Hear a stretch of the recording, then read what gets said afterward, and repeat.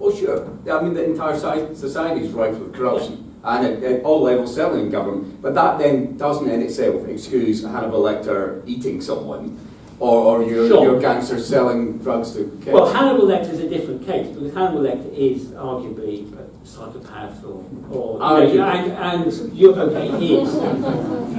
But you're dealing with something else. You're dealing with something that is not stable. You're dealing with someone who's not in control, someone who is moving and operating in an area that is entirely individual. Okay. And evil, if you want to use that word. Oh, let's not get to evil just yet, because the fact, I still have nightmares that last panel.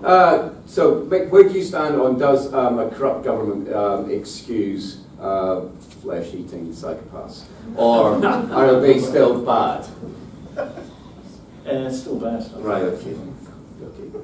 Jump on more. I write about corrupt governments because corrupt might be a bit strong for it. The basis for what I'm writing is that all large organisations, I've worked for one for many years, are dysfunctional, and the larger they are, the more dysfunctional they get. And it was when I realised that doesn't apply just to business, but to everything else. That's when I started creating this series of novels about spies, because my feeling was that the Secret Service is essentially a large organisation. Therefore, it is going to be dysfunctional because it's being run by people who are making decisions based on their own best interests or their own desire to get to the top of the particular greasy pole they're working at. Same thing applies to politics, obviously. So corruption comes into it, but even people who are not necessarily corrupt are screwing things up because of not making decisions based on the fact that on their own human interest, on their own self-interest, rather than on the right good. So if they want to do the right thing, wrong things keep happening anyway.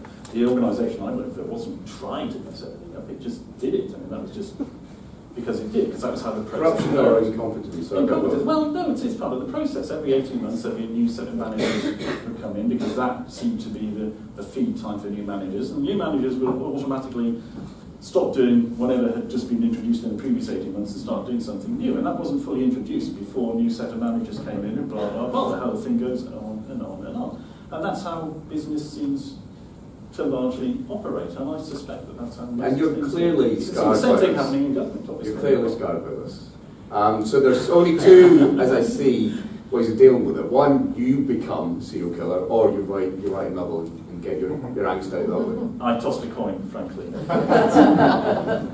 not that you can't do both. You know, it's there. Steph, clearly you're leaning towards liking the bad guys rather than worrying about corruption in government.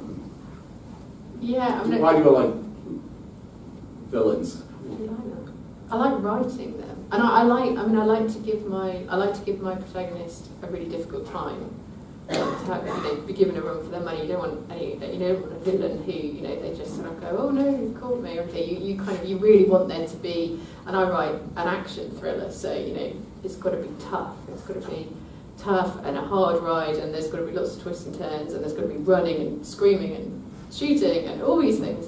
And I think the bad guys don't necessarily think that they're bad.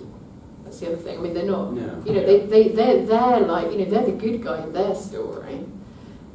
We just might not think that that's the case. Well, we're all good guys in our own story. Yeah. So it's kind of like I basically want to give their goal to be the opposite of what my character's goal is, and so they're going to bash up against each other all the way through, and at some point there's going to have to be a massive, great fight.